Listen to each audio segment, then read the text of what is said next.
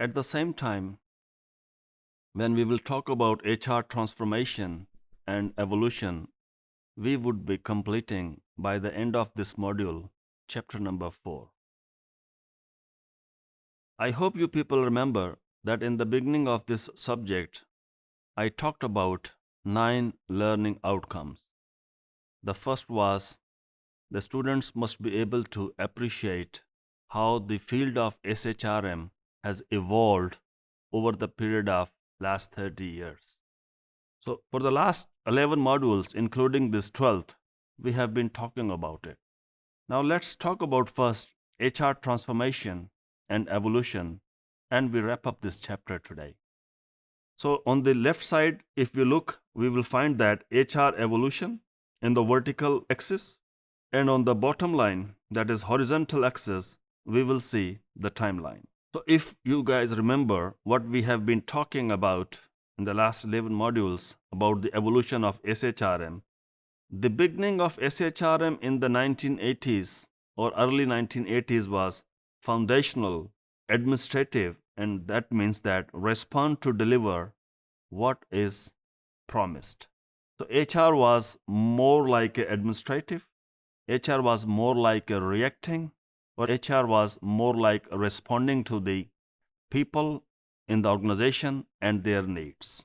With the passage of time, people have been talking about and they have been critically evaluating what HR is doing. Do we need an HR department in an organization? This is what I have said in the beginning of this module. Do we really need an HR department in an organization? Are they clerks of work, or the contract managers, or they are architecture? So this criticism has led this discussion, and that has also demanded the HR professionals to be more organized and play a key and vital role. So as a result, later on, the HR professionals, they were more functional expert, which means that they serve by providing technical excellence. Technical excellence, we refer to hiring and firing. Technical excellence in terms of systems, gathering informations, helping organizations to make decisions, and so on. HR evolved over the period of time, and then it became a strategic HR, partner to make strategy happen. My dear friends, this is very important for you guys to understand that this is the subject of strategic human resource management. In a nutshell, I'm again emphasizing this is a different subject than human resource management. When we talk about a strategic human resource management, we say that it is in this way, HR is a partner of the organization and it must facilitate an organization to execute and to implement the strategy. Anyway, the later on, HR evolved and HR outside in anticipate to shape what can be.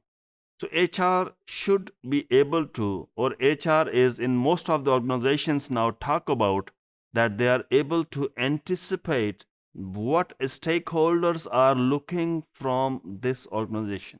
HR identifies who are the stakeholders of this organization, what they are looking for in this organization. So HR has evolved over the period of time, but let me conclude that it never means that every organization, HR department has evolved up to that level where they can address or they can follow what external stakeholders are looking from your organization.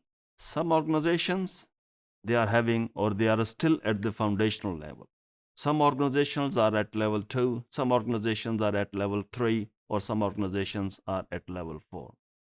So it depends on organizations.